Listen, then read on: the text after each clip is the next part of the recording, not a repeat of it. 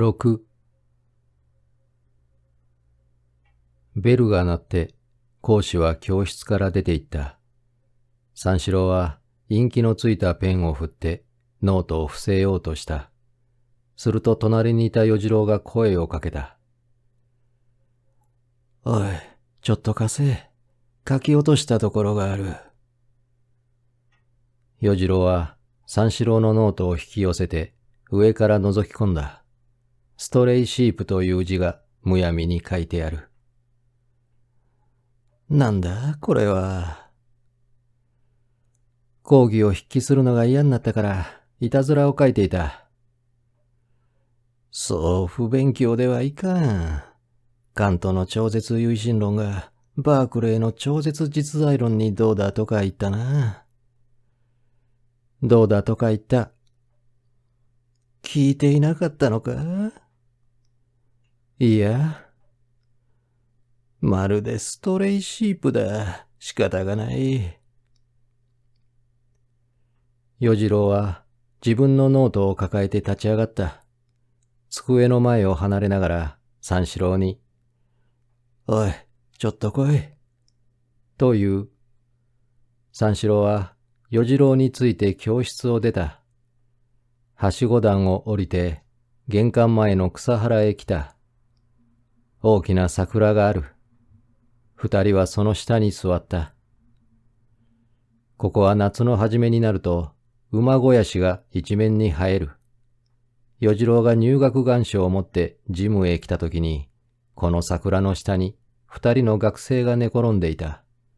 その一人が一人に向かって高等試験を都々逸で負けておいてくれると、いくらでも歌ってみせるがなと言うと、一人が小声で、水な裁きの博士の前で恋の試験がしてみたいと歌っていた。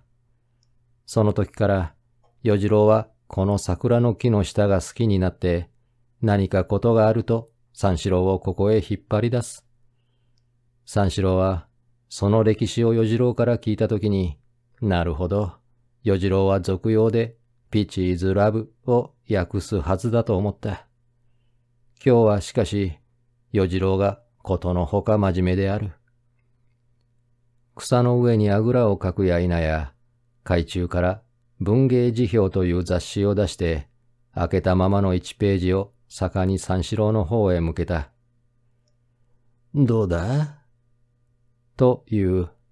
見ると、表題に大きな活字で、偉大なる暗闇とある。下には、礼よしと画号を使っている。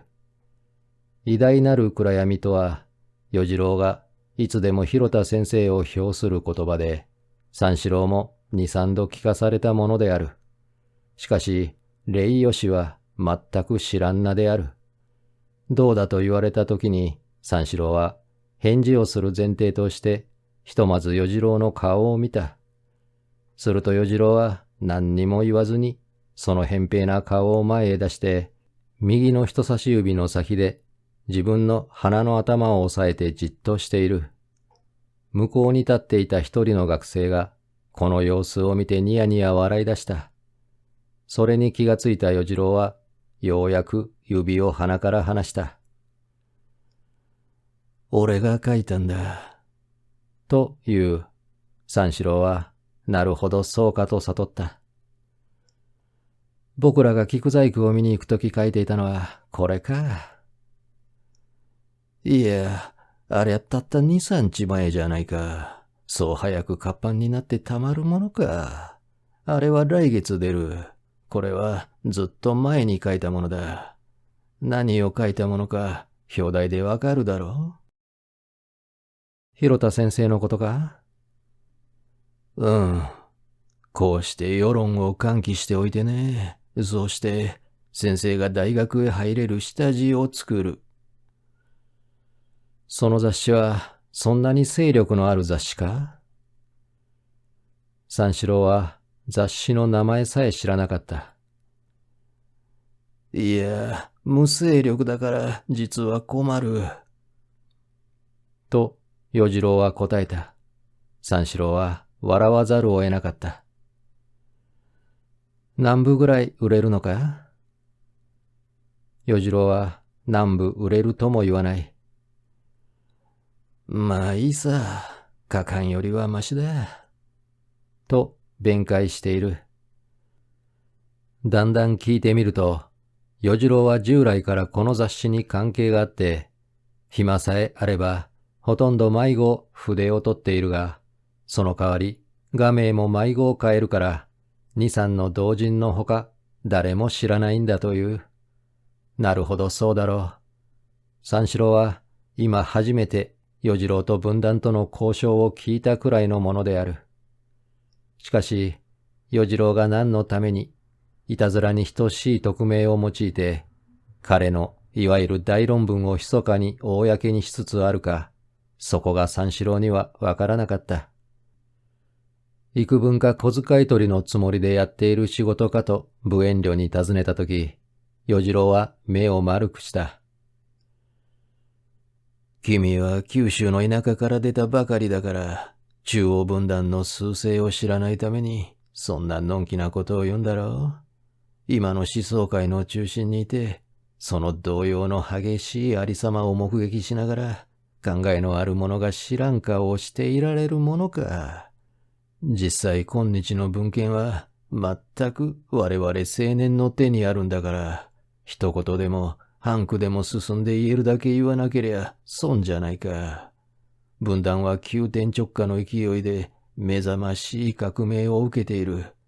すべてがことごとく動いて新機運に向かっていくんだから、取り残されちゃ大変だ。進んで自分からこの機運をこしらえ上げなくちゃ生きてる甲斐はない。文学って安っぽいように言うが、そりゃ大学なんかで聞く文学のことだ。新しい我々のいわゆる文学は人生そのものの大反射だ。文学の新機運は日本全社会の活動に影響しなければならない。また現にしつつある。彼らが昼寝をして夢を見ている間にいつか影響しつつある。恐ろしいものだ。三四郎は黙って聞いていた。少しホラのような気がする。しかしホラでも与次郎はなかなか熱心に吹いている。少なくとも当人だけは至極真面目らしく見える。三四郎はだいぶ動かされた。そういう精神でやっているのか。では君は原稿料なんかどうでも構わんのだったな。いや、原稿料は取るよ。取れるだけ取る。しかし、雑誌が売れないからなかなかよこさない。どうかしてもう少し売れる工夫をしないといけない。何かいい趣向はないだろうか。と、今度は三四郎に相談をかけた。話が急に実際問題に落ちてしまった。三四郎は妙な心持ちがする。与次郎は平気である。ベルが激しく鳴り出した。ともかく、この雑誌を一部君にやるから読んでみてくれ。偉大なる暗闇という題が面白いだろう。この題なら人が驚くに決まっている。驚かせないと読まないからダメだ。二人は玄関を上がって教室へ入って机に着いた。やがて先生が来る。二人とも筆記を始めた。三四郎は偉大なる暗闇が気にかかるので、ノートのそばに文芸辞表を開けたまま、筆記の合間合間に先生に知れないように読み出した。先生は幸い近眼である。のみならず、自分の講義のうちに全然埋没している。三四郎の不心得にはまるで関係しない。三四郎はいい気になって、こっちを筆記したり、あっちを読んだりしていったが、もともと二人ですることを一人で兼ねる無理な芸だから、しまいには偉大なる暗闇も講義の筆記も双方ともに関係がわからなくなった。ただ与次郎の文章が一句だけはっきり頭に入った。自然は宝石を作るに幾年の清掃を費やしたか。またこの宝石が採掘の運に合うまでに幾年の清掃を静かに輝いていたか、という句である。その他は太く要領に終わった。その代わり、この時間にはストレイシープという言葉を一つも書かずに済んだ。講義が終わるや否や、与次郎は三四郎に向かって、どうだと聞いた。実はまだよく読まないと答えると、時間の経済を知らない男だと言って非難した。ぜひ読めという。三四郎は家へ帰ってぜひ読むと約束した。やがて昼になった。二人は連れ立って門を出た。今晩出席するだろうな。と、与次郎が西方町へ入る横丁の角で立ち止まった。今夜は同級生の懇親会がある。三四郎は忘れていた。ようやく思い出して行くつもりだと答えると、与次郎は、出る前にちょっと誘ってくれ。君に話すことがある。という、耳の後ろへペン軸を挟んでいる。なんとなく得意である。三四郎は承知した。下宿へ帰って湯に入っていい心持ちになって上がってみると、机の上に絵はがきがある。小川を描いて草をもじゃもじゃ生やして、その縁に羊を2匹寝かして、その向こう側に大きな男がステッキを持って立っているところを写したものである。男の顔が甚だ獰猛にできている。全く西洋の絵にあるデビルを模したもので、念のため脇にちゃんとデビルと仮名が振ってある。表は三四郎の宛名の下に迷えること小さく書いたばかりである。三四郎は迷える子の何者かをすぐ悟った。のみならず、はがきの裏に迷える子を2匹書いて、その1匹を暗に自分に見立ててくれたのを甚だ嬉しく思った。迷える子の中には、峰子のみではない、自分ももとより入っていたのである。それが峰子の思惑であったと見える。峰子の使ったストレイシープの意味が、これでようやくはっきりした。与次郎に約束した偉大なる暗闇を読もうと思うが、ちょっと読む気にならない。しきりに絵はがきを眺めて考えた。イソップにもないような滑稽趣味がある。無邪気にも見える。写楽でもある。そうしてすべての下に三四郎の心を動かすあるものがある。手際から言っても敬服の至りである。所持明瞭に出来上がっている。よし子の書いた柿の木の日ではない。と三四郎には思われた。しばらくしてから三四郎はようやく偉大なる暗闇を読み出した。実はふわふわして読み出したのであるが、2、3ページ来ると次第にすり込まれるように気が乗ってきて、知らず知らずの間に5ページ、6ページと進んで、ついに27ページの長論文を苦もなく片付けた。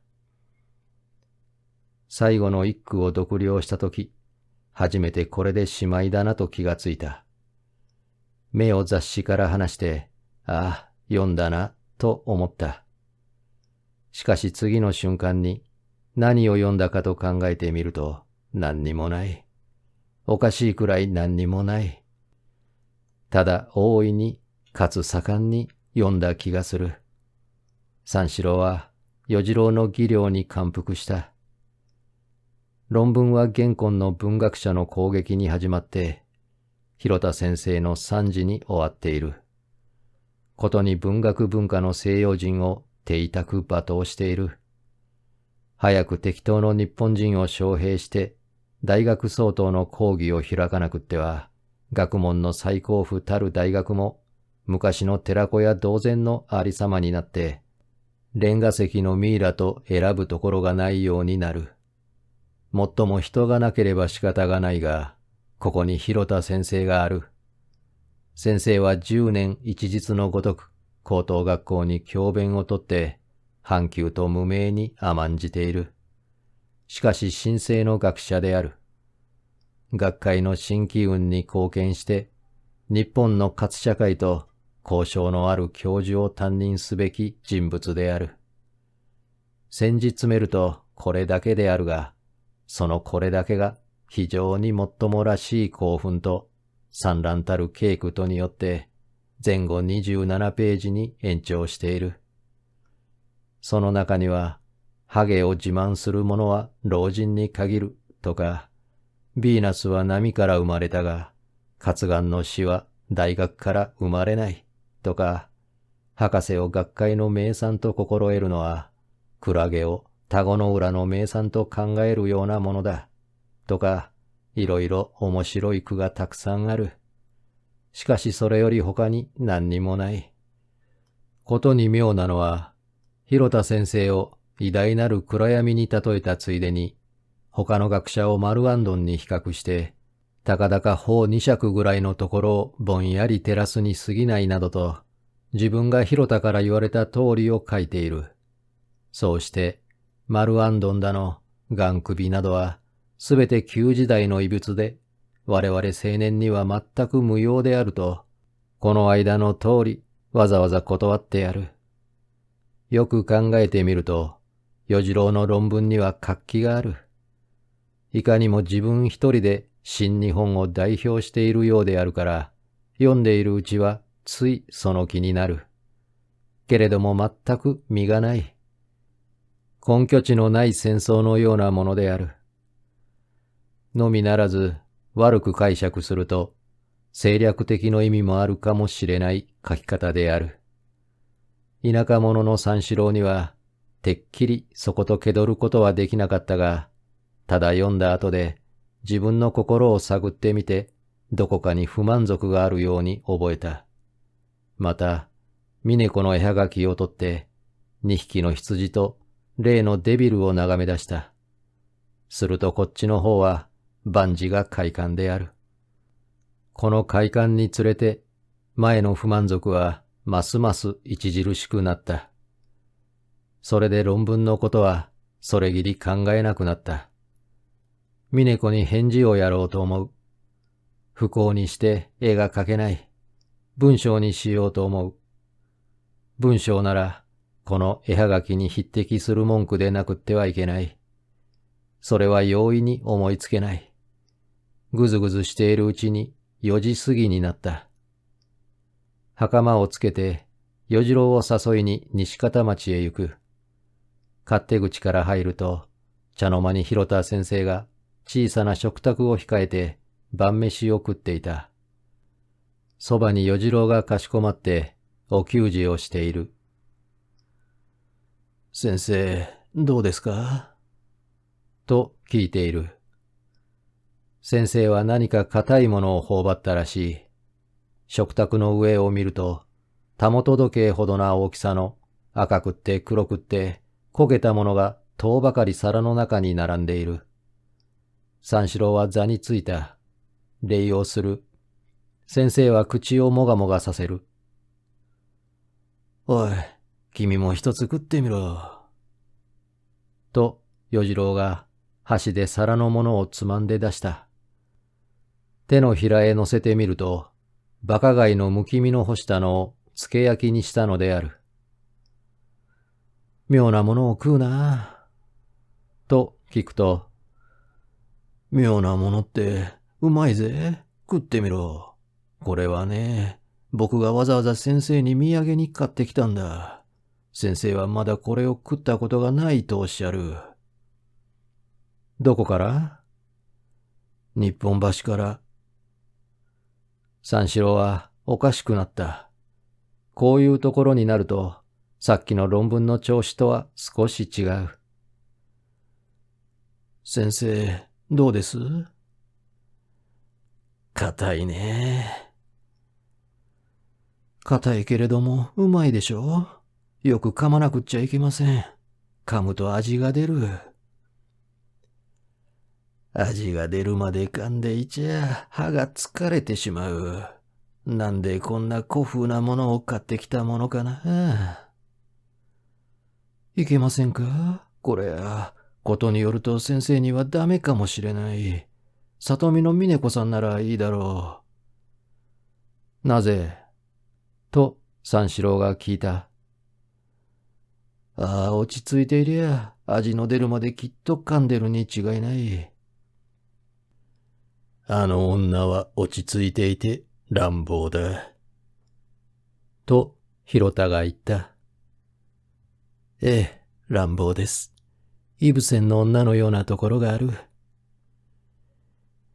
イブセンの女は露骨だが、あの女は真が乱暴だ。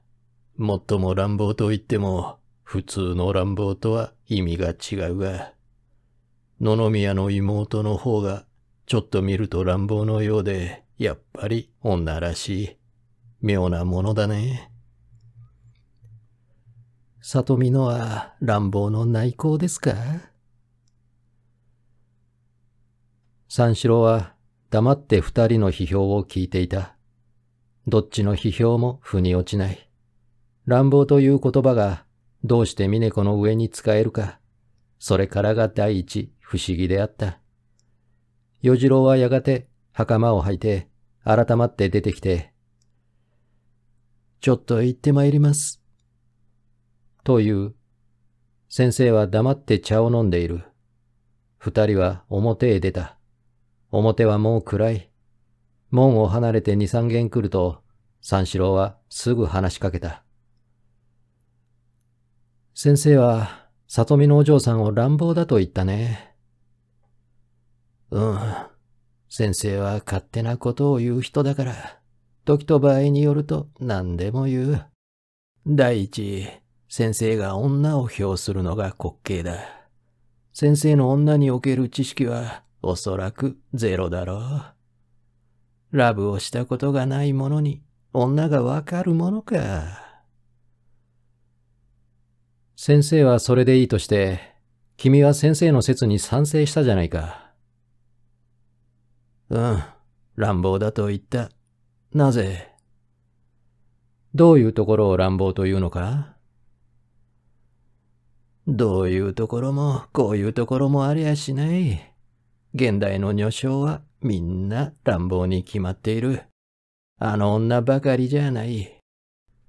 君はあの人、イブセンの人物に似ていると言ったじゃないか。言った。イブセンの誰に似ているつもりなのか？誰って、似ているよ。三四郎は無論納得しない。しかし追求もしない。黙って一軒ばかり歩いた。すると突然、与次郎がこう言った。イブセンの人物に似ているのは、里見のお嬢さんばかりじゃない。今の一般の女性はみんな似ている。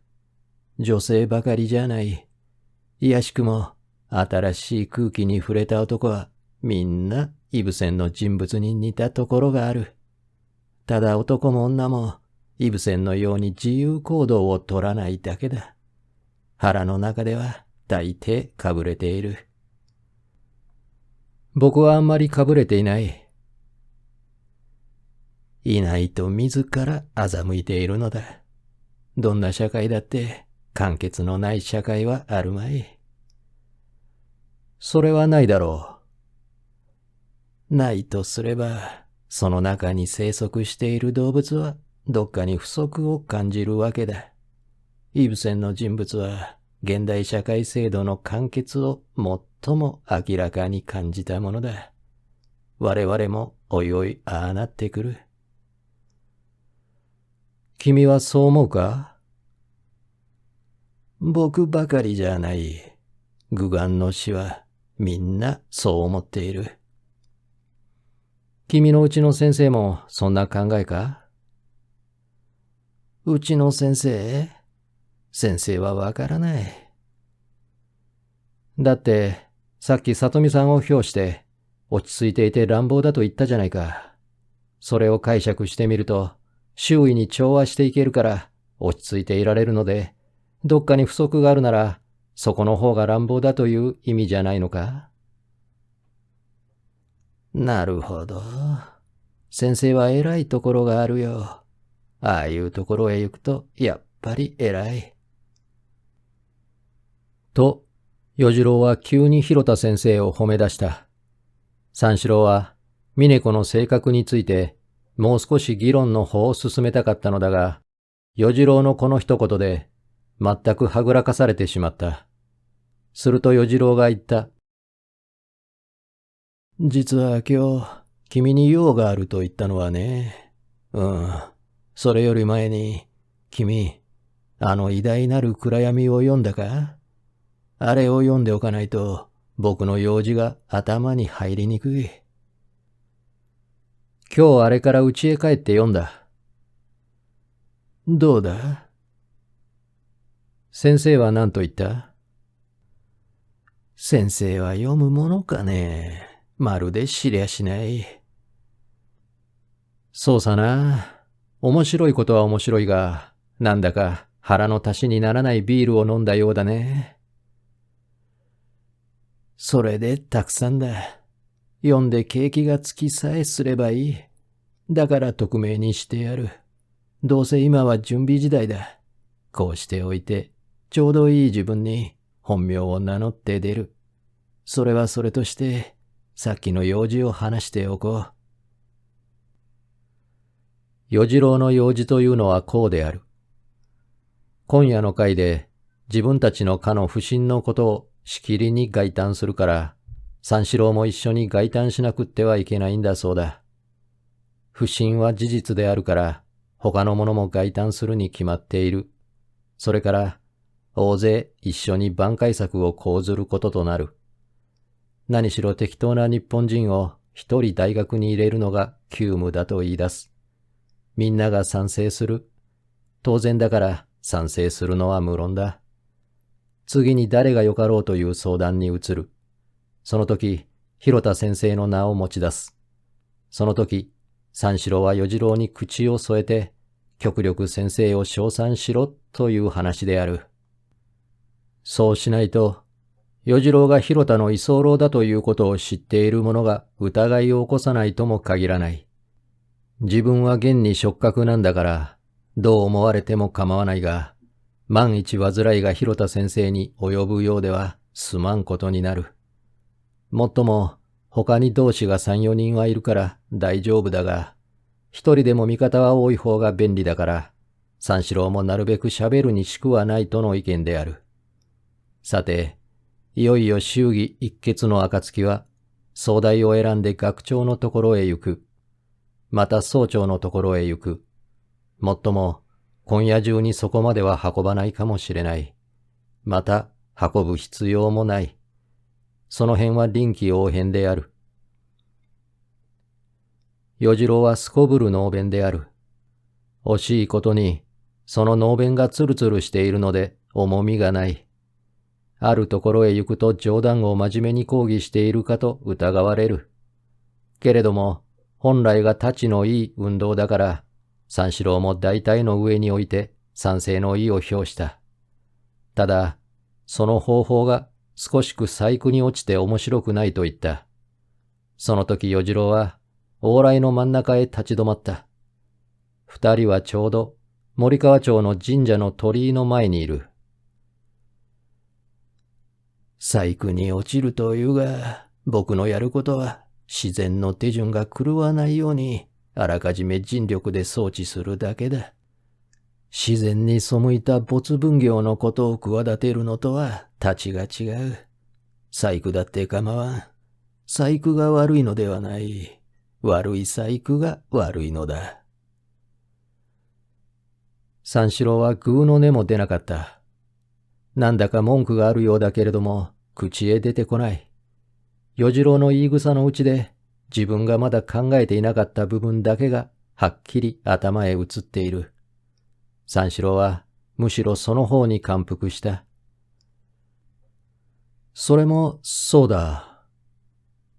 と、すこぶる曖昧な返事をして、また肩を並べて歩き出した。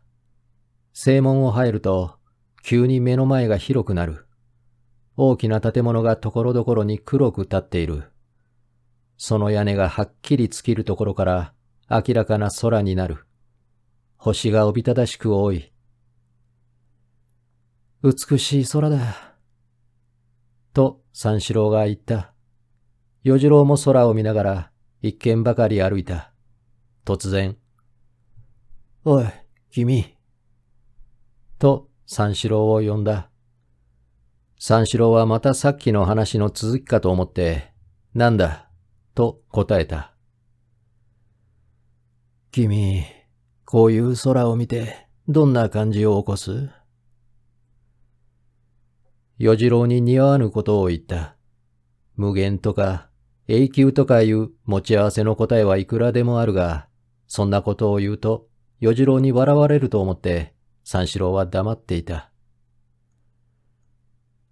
つまらんな、我々は。明日からこんな運動をするのはもうやめにしようかしら。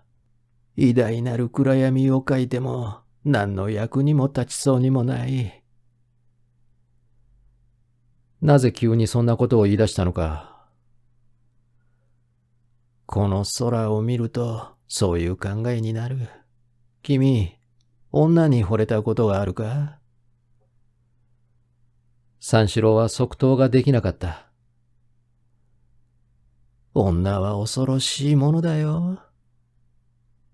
と与次郎が言った。恐ろしいものだ。僕も知っている。と三四郎も言った。すると与次郎が大きな声で笑い出した。静かな夜の中で大変高く聞こえる。知りもしないくせに、知りもしないくせに。三四郎は無然としていた。明日も良い天気だ。運動会は幸せだ。綺麗な女がたくさん来る。ぜひ見に来るがいい。暗い中お二人は学生集会所の前まで来た。中には電灯が輝いている。木造の廊下を回って部屋へ入ると、そうそう来た者はもう固まっている。その塊が大きいのと小さいのと合わせて3つほどある。中には無言で備え付けの雑誌や新聞を見ながら、わざと列を離れているものもある。話は方々に聞こえる。話の数は塊の数より多いように思われる。しかし割合に落ち着いて静かである。タバコの煙の方が猛烈に立ち上る。そのうちだんだん寄ってくる。黒い影が闇の中から吹きさらしの廊下の上へぽつりと現れると、それが一人一人に明るくなって部屋の中へ入ってくる。時には5、6人続けて明るくなることもある。が、やがて人数はほぼ揃った。与次郎はさっきからタバコの煙の中をしきりにあちこちと往来していた。行くところで何か小声に話している。三四郎はそろそろ運動を始めたなと思って眺めていた。しばらくすると幹事が大きな声でみんなに席へ着けという。食卓は無論前から用意ができていた。みんなごたごたに席へ着いた。順序も何もない。食事は始まった。三四郎は熊本で赤酒ばかり飲んでいた。赤酒というのはところでできる過当な酒である。熊本の学生はみんな赤酒を飲む。それが当然と心得ている。たまたま飲食店へ上がれば牛肉屋である。その牛肉屋の牛が馬肉かもしれないという嫌疑がある。学生は皿に盛った肉を手づかみにして座敷の壁へ叩きつける。落ちれば牛肉で、ひっつけば馬肉だという。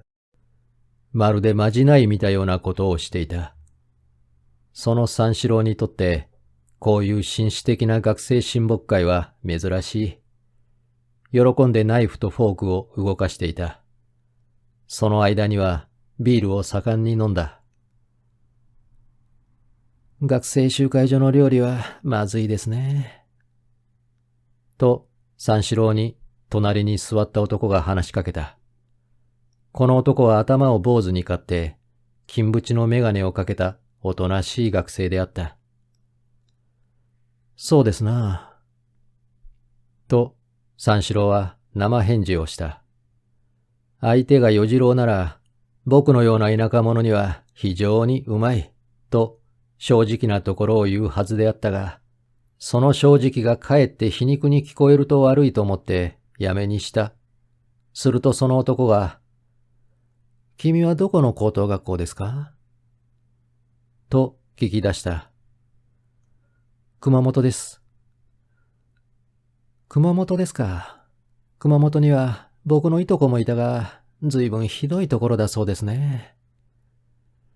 野蛮なところです。二人が話していると、向こうの方で急に高い声がしだした。見ると与次郎が隣席の二三人を相手にしきりに何か弁じている。時々ダーターファブラという。何のことだかわからない。しかし与次郎の相手はこの言葉を聞くたびに笑い出す。与次郎はますます得意になって、ダーターファブラ、我々新時代の青年は、とやっている。三四郎の筋向こうに座っていた色の白い品のいい学生が、しばらくナイフの手を休めて、与次郎の連中を眺めていたが、やがて笑いながら、イルアルディアブル・オーコール、悪魔が乗り移っている、と冗談半分にフランス語を使った。向こうの連中には全く聞こえなかったと見えて、この時ビールのコップが4つばかり一度に高く上がった。得意そうに祝杯をあげている。あの人は大変賑やかな人ですね。と、三四郎の隣の金縁眼鏡をかけた学生が言った。ええ、よく喋ります。僕はいつかあの人によどみ県でライスカレーをごちそうになった。まるで知らないのに突然来て、君、よどみ県へ行こうって、とうとう引っ張って行って。学生ははははと笑った。三四郎は、よどみ県で与次郎からライスカレーをごちそうになったものは自分ばかりではないんだなと悟った。やがてコーヒーが出る。一人が椅子を離れて立った。与次郎が激しく手を叩くと、他の者もたちまち調子を合わせた。立った者は、新しい黒の制服を着て、鼻の下にもう髭を生やしている。背がすこぶる高い。立つには格好の良い男である。演説めいたことを始めた。我々が今夜ここへ寄って、懇親のために一石の官を尽くすのは、それ自身において愉快なことであるが、この懇親が単に社交上の意味ばかりでなく、それ以外に一種重要な影響を生じうると偶然ながら気がついたら、自分は立ちたくなった。この会合はビールに始まってコーヒーに終わっている。全く普通の会合である。しかしこのビールを飲んでコーヒーを飲んだ40人近くの人間は普通の人間ではない。しかもそのビールを飲み始めてからコーヒーを飲み終わるまでの間に、すでに自己の運命の膨張を自覚し得た。政治の自由を説いたのは昔のことである。言論の自由を説いたのも過去のことである。自由とは単に、これらの表面に現れやすい事実のために占有されべき言葉ではない。我ら新時代の青年は、偉大なる心の自由を説かねばならぬ自運に再会したと信ずる。我々は、古き日本の圧迫に耐え得ぬ青年である。同時に、新しき西洋の圧迫にも耐え得ぬ青年であるということを、世間に発表せねばいられぬ状況のもとに生きている。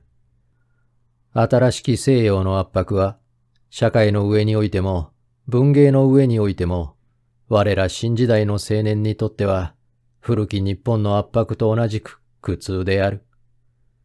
我々は西洋の文芸を研究するものである。しかし研究はどこまでも研究である。その文芸のもとに屈従するのとは根本的に相違がある。我々は西洋の文芸にとらわれんがためにこれを研究するのではない。とらわれたる心を下脱せしめんがためにこれを研究しているのである。この方便に合わせざる文芸はいかなる威圧のもとに強いられるとも学ぶことをあえてせざるの自信と決心とを有している。我々はこの自信と決心とを有するの点において普通の人間とは異なっている。文芸は技術でもない、事務でもない。より多く人生の根本義に触れた社会の原動力である。我々はこの意味において文芸を研究し、この意味において叙情の自信と決心とを有し、この意味において今世の会合に一般以上の重大なる影響を創建するのである。社会は激しく動きつつある。社会の産物たる文芸もまた動きつつある。動く勢いに乗じて、我々の理想通りに文芸を導くためには、零細なる個人を団結して、自己の運命を充実し、発展し、膨張しなくてはならぬ。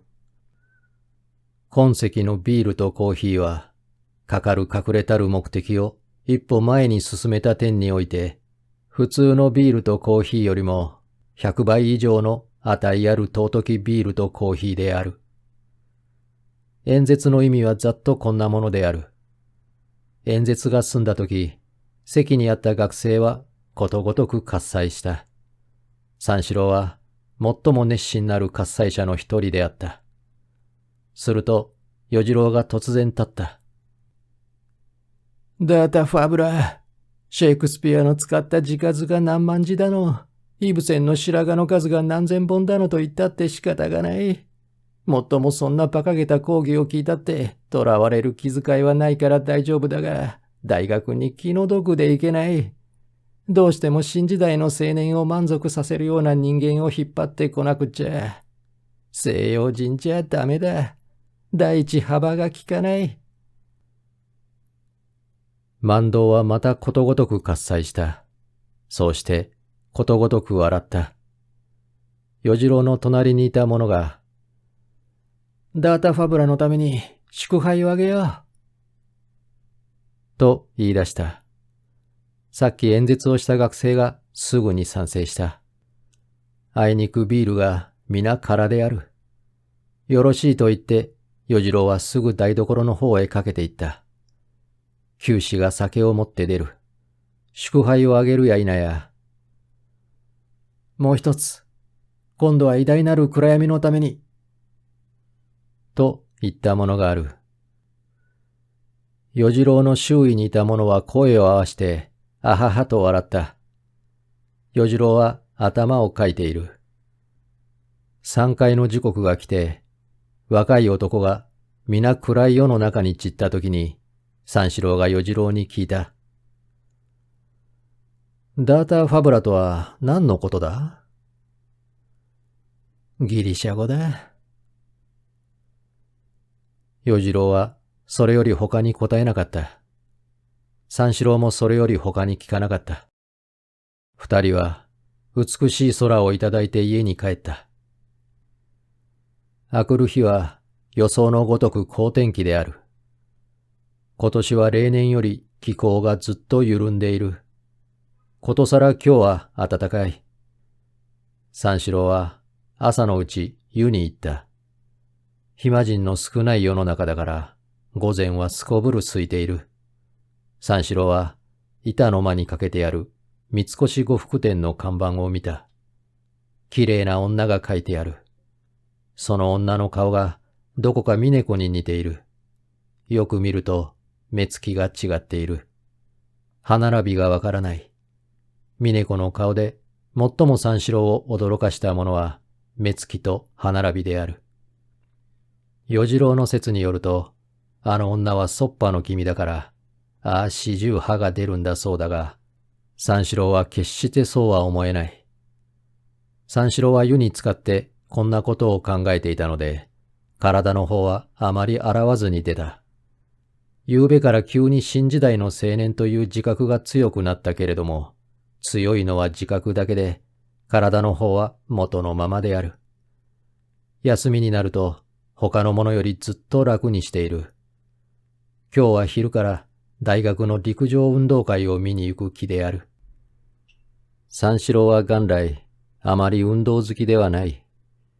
国にいるとき、うさぎ狩りを2、3度したことがある。それから、高等学校のボート競争の時に、旗振りの役を務めたことがある。その時、青と赤と間違えて振って、大変苦情が出た。もっとも、決勝の鉄砲を撃つ係の教授が、鉄砲を撃ち損なった。撃つには撃ったが、音がしなかった。これが三四郎の慌てた原因である。それより以来、三四郎は運動会へ近づかなかった。しかし今日は上京以来初めての競技会だから、ぜひ行ってみるつもりである。与次郎もぜひ行ってみろと勧めた。与次郎の言うところによると、競技より女の方が見に行く価値があるのだそうだ。女のうちには野々宮さんの妹がいるだろう。野々宮さんの妹と一緒に峰子もいるだろう。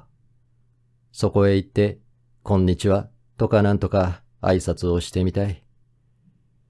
昼過ぎになったから出かけた。会場の入り口は運動場の南の隅にある。大きな日の丸とイギリスの国旗が交差してある。日の丸は合点が行くが、イギリスの国旗は何のためだかわからない。三四郎は日英同盟のせいかとも考えた。けれども、日英同盟と大学の陸上運動会とはどういう関係があるか、とんと見当がつかなかった。運動場は長方形の芝生である。秋が深いので芝の色がだいぶ冷めている。競技を見るところは西側にある。後ろに大きな月山をいっぱいに控えて、前は運動場の柵で仕切られた中へみんなを追い込む仕掛けになっている。狭い割に見物人が多いので甚だ窮屈である。幸い日和が良いので寒くはない。しかし街灯を着ているものがだいぶある。その代わり傘を差してきた女もある。三四郎が失望したのは婦人席が別になっていて、普通の人間には近寄れないことであった。それからフロックコートや何か着た偉そうな男がたくさん集って、自分が存外幅の利かないように見えたことであった。新時代の青年をもって自らおる三四郎は少し小さくなっていた。それでも人と人との間から婦人席の方を見渡すことは忘れなかった。横からだからよく見えないが、ここはさすがに綺麗である。ことごとく着飾っている。その上遠距離だから顔がみんな美しい。その代わり誰が目立って美しいということもない。ただ相対が相対として美しい。女が男を征服する色である。甲の女が乙の女に打ち勝つ色ではなかった。そこで三四郎はまた失望した。しかし注意したらどこかにいるだろうと思ってよく見渡すと、果たして前列の一番柵に近いところに二人並んでいた。三四郎は目の付けどころがようやくわかったので、まず一段落告げたような気で安心していると、たちまち5、6人の男が目の前に飛んで出た。200メートルの競争が済んだのである。決勝点は峰子とよし子が座っている真正面で、しかも鼻の先だから、二人を見つめていた三四郎の視線のうちには、ぜひともこれらの相関が入ってくる。5、6人はやがて12、3人に増えた。みんな息を弾ませているように見える。三四郎は、これらの学生の態度と自分の態度とを比べてみて、その相違に驚いた。どうして無分別にかける気になれたものだろうと思った。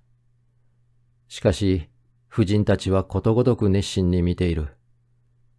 そのうちでも、峰子とよし子は最も熱心らしい。三四郎は自分も無分別にかけてみたくなった。一番に到着した者が、紫の猿股を履いて、婦人席の方を向いて立っている。よく見ると、昨夜の親睦会で演説をした学生に似ている。背が高くては一番になるはずである。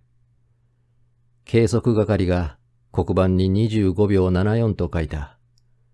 書き終わって、あまりの白木を向こうへ投げて、こっちを向いたところを見ると、野々宮さんであった。野々宮さんはいつになく真っ黒なフロックを着て、胸に係員の記章をつけて、だいぶ人品がいい。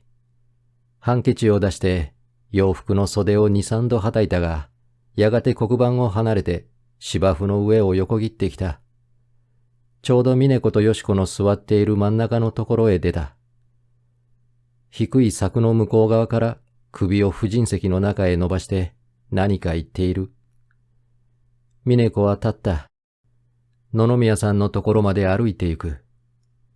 柵の向こうとこちらで話を始めたように見える。峰子は急に振り返った。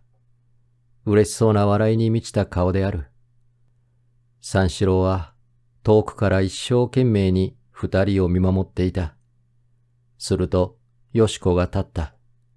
また柵のそばへ寄っていく。二人が三人になった。芝生の中では砲丸投げが始まった。砲丸投げほど力のいるものはなかろう。力のいる割にこれほど面白くないものも担当ない。ただ文字通り砲丸を投げるのである。芸でも何でもない。野々宮さんは柵のところでちょっとこの様子を見て笑っていた。けれども見物の邪魔になると悪いと思ったのであろう。柵を離れて芝生の中へ引き取った。二人の女も元の席へ服した。砲丸は時々投げられている。第一どのくらい遠くまで行くんだか、ほとんど三四郎にはわからない。三四郎はバカバカしくなった。それでも我慢して立っていた。ようやくのことで型がついたと見えて、野々宮さんはまた黒板へ11メートル38と書いた。それからまた競争があって、長飛びがあって、その次には土投げが始まった。三四郎はこの土投げに至って、とうとう辛抱がしきれなくなった。運動会はめいめい勝手に開くべきものである。人に見せべきものではない。あんなものを熱心に見物する女は、ことごとく間違っているとまで思い込んで、会場を抜け出して、裏の月山のところまで来た。幕が張ってあって通れない。引き返して、砂利の敷いてあるところを少し来ると、会場から逃げた人がちらほら歩いている。清掃した婦人も見える。三四郎はまた右へ折れて、つま先登りを丘のてっぺんまで来た。道はてっぺんで尽きている。大きな石がある。三四郎はその上へ腰をかけて、高い崖の下にある池を眺めた。下の運動会場で、わーっという大勢の声がする。三四郎は、およそ5分ばかり石へ腰をかけたままぼんやりしていた。やがてまた動く気になったので、腰を上げて、立ちながら靴のかかとを向け直すと、丘の登り際の薄く色づいたもみじの間に、さっきの女の影が見えた。並んで丘の裾を通る。三四郎は上から二人を見下ろしていた。二人は枝の隙から明らかな日向へ出てきた。黙っていると前を通り抜けてしまう。三四郎は声をかけようかと考えた。距離があまり遠すぎる。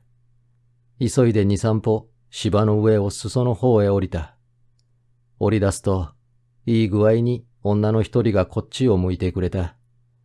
三四郎はそれで止まった。実はこちらからあまりご機嫌を取りたくない。運動会が少し尺に触っている。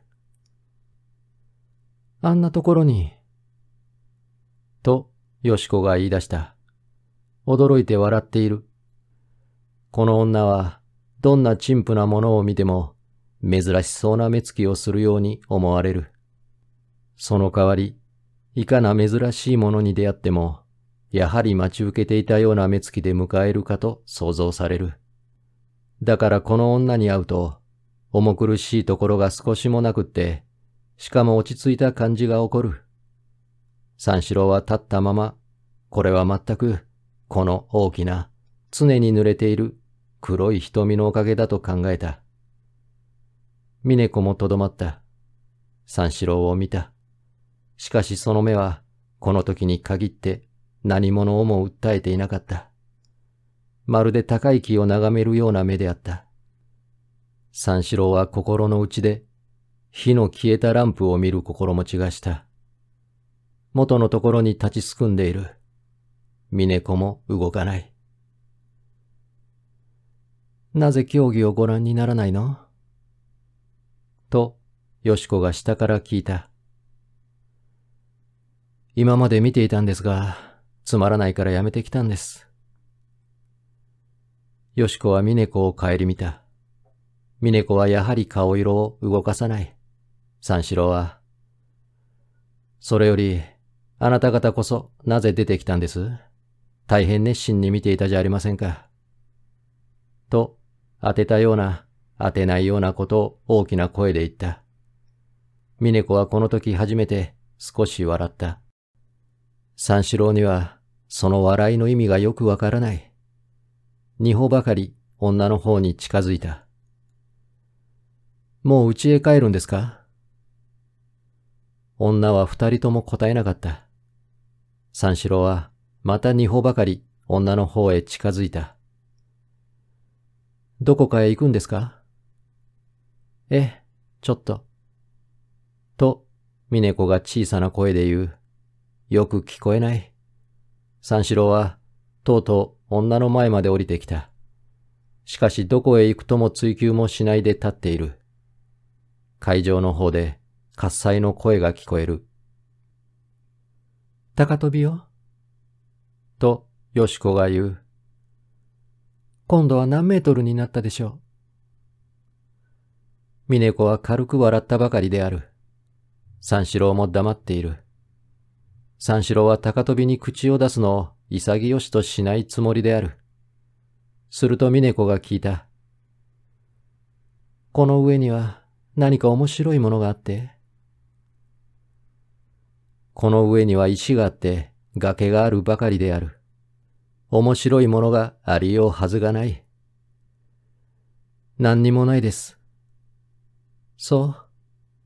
と疑いを残したように言った。ちょいと上がってみましょうか。よしこが心よく言う。あなた、まだここをご存じないの？と、相手の女は落ち着いて出た。いいから、いらっしゃいよ。よしこは先へ登る。二人はまたついていった。よしこは足を芝生の端まで出して振り向きながら、絶壁ね。と大げさな言葉を使った。サッフォーでも飛び込みそうなところじゃありませんか？峰子と三四郎は声を出して笑った。そのくせ三四郎はサッフォーがどんなところから飛び込んだかよくわからなかった。あなたも飛び込んでごらんなさい。と峰子が言う。私、飛び込みましょうか？でもあんまり水が汚いわね。と言いながらこっちへ帰ってきた。やがて女二人の間に容談が始まった。あなた、いらして。と峰子が言う。え、あなたは？とよしこが言う。どうしましょう。どうでも、なんなら私ちょっと行ってくるからここに待っていらっしゃい。そうね。なかなか片付かない。三四郎が聞いてみると、よしこが病院の看護婦のところへ、ついでだからちょっと礼に行ってくるんだという。峰子はこの夏、自分の親戚が入院していた時近づきになった看護婦を訪ねれば訪ねるのだが、これは必要でも何でもないのだそうだ。よしこは素直に気の軽い女だから、しまいにすぐ帰ってきますと言い捨てて、早足に一人丘を降りていった。止めるほどの必要もなし、一緒に行くほどの事件でもないので、二人は自然後に残るわけになった。二人の消極な態度から言えば、残るというより残された形にもなる。三四郎はまた石に腰をかけた。女は立っている。秋の日は鏡のように濁った池の上に落ちた。中に小さな島がある。島にはただ2本の木が生えている。青い松と薄いもみじが具合よく枝を交わし合って箱庭の趣がある。島を越して向こう側の突き当たりがこんもりとどす黒く光っている。女は丘の上からその暗い木陰を指さした。あの木を知っていらしてという。あれは死。女は笑い出した。よく覚えていらっしゃること。あの時の看護婦ですか？あなたが今尋ねようと言ったのは。よしこさんの看護婦とは違うんですか？違います。これは死と言った看護婦です。今度は三四郎が笑い出した。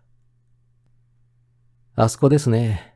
あなたがあの看護婦と一緒に内輪を持って立っていたのは。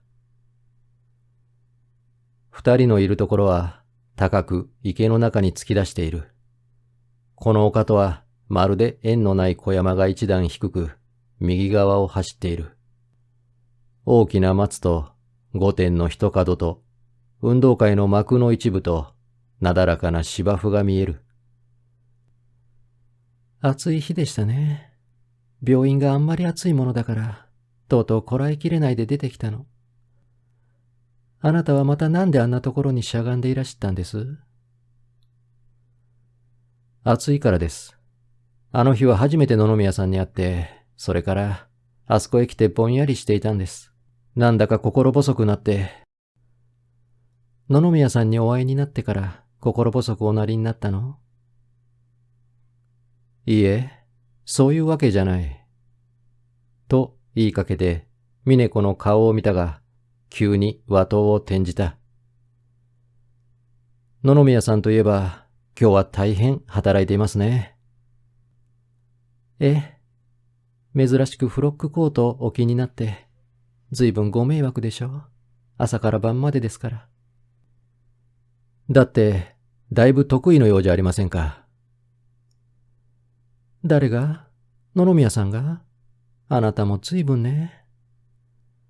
なぜですか？だって、まさか運動会の計測係になって得意になるような方でもないでしょう。三四郎はまた和刀を転じた。さっきあなたのところへ来て何か話していましたね。会場で？運動会の柵のところで。と言ったが、三四郎はこの問いを急に撤回したくなった。女はと言ったまま男の顔をじっと見ている。少し下唇をそらして笑いかけている。三四郎はたまらなくなった。何か言って紛らそうとしたときに、女は口を開いた。あなたはまだこの間の絵はがきの返事をくださらないのね。三四郎は孫つきながら、あげますと答えた。女はくれとも何とも言わない。あなた、原口さんという絵描きをご存知？と聞き直した。知りません。そう。どうかしましたか？その原口さんが今日見にいらしてね。みんなを写生しているから私たちも用心しないとポンチに書かれるからって野々宮さんがわざわざ注意してくださったんです。峰子はそばへ来て腰をかけた。三四郎は自分がいかにも愚物のような気がした。よしこさんは兄さんと一緒に帰らないんですか？一緒に帰ろうったって帰れないわ。よしこさんは昨日から私の家にいるんですもの。三四郎はその時初めて峰子から野々宮のおっかさんが国へ帰ったということを聞いた。おっかさんが帰ると同時に、大久保を引き払って、野々宮さんは下宿をする。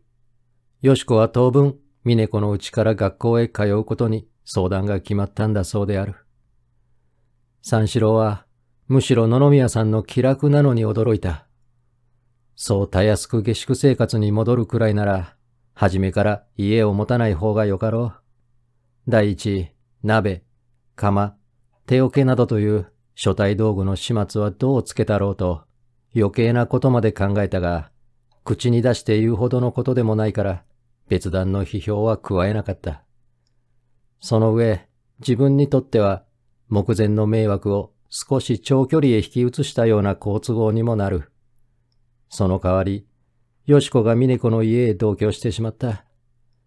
この兄弟は絶えず往来していないと収まらないように出来上がっている。絶えず往来しているうちには、野々宮さんと峰子との関係も次第次第に移ってくる。すると野々宮さんが、またいつ何時下宿生活を永久にやめる時期が来ないとも限らない。三四郎は頭の中にこういう疑いある未来を描きながら、峰子と応対をしている。一向に気が乗らない。それを外部の態度だけでも普通のごとく作ろうとすると苦痛になってくる。そこへうまい具合によし子が帰ってきてくれた。女同士の間にはもう一遍競技を見に行こうかという相談があったが、短くなりかけた秋の日がだいぶ回ったのと、回るにつれて広い戸外の肌寒がようやく増してくるので、帰ることに話が決まる。三四郎も女連に別れて下宿へ戻ろうと思ったが、三人が話しながらずるずるべったりに歩き出したものだから、際立った挨拶をする機会がない。二人は自分を引っ張ってゆくように見える。自分もまた引っ張られて行きたいような気がする。それで二人にくっついて、池の旗を図書館の横から方角違いの赤門の方へ向いてきた。その時三四郎はよし子に向かって、お兄さんは下宿をなすったそうですね。と聞いたら、よし子はすぐ、とうとう、人を峰子さんのところへ押し付けておいて、ひどいでしょう。と、同意を求めるように言った。三四郎は何か返事をしようとした。その前に峰子が口を開いた。宗八さんのような方は、我々の考えじゃわかりませんよ。ずっと高いところにいて、大きなことを考えていらっしゃるんだから。と、大いに野々宮さんを褒め出した。よし子は黙って聞いている。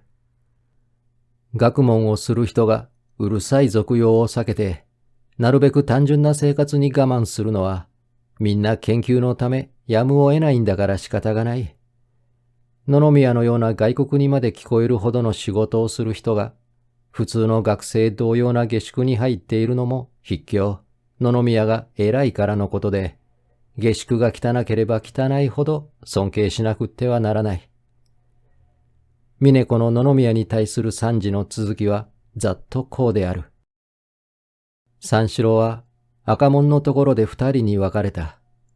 追い分けの方へ足を向けながら考え出した。なるほど。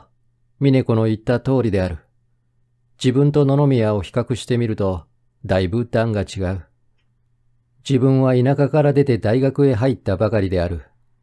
学問という学問もなければ、見識という見識もない。自分が野々宮に対するほどな尊敬を峰子から受け得ないのは当然である。そういえばなんだか、あの女から馬鹿にされているようでもある。さっき運動会はつまらないからここにいると丘の上で答えたときに、峰子は真面目な顔をして、この上には何か面白いものがありますかと聞いた。あの時は気がつかなかったが、今解釈してみると、恋に自分を愚弄した言葉かもしれない。三四郎は気がついて、今日まで峰子の自分に対する態度や言語をいちいち繰り返してみると、どれもこれもみんな悪い意味がつけられる。三四郎は、往来の真ん中で真っ赤になってうつむいた。ふと顔を上げると向こうから、与次郎と夕べの会で演説をした学生が並んできた。与次郎は首を縦に振ったぎり黙っている。学生は帽子を取って礼をしながら、昨夜はどうですか？囚われちゃいけませんよ。と笑って行き過ぎた。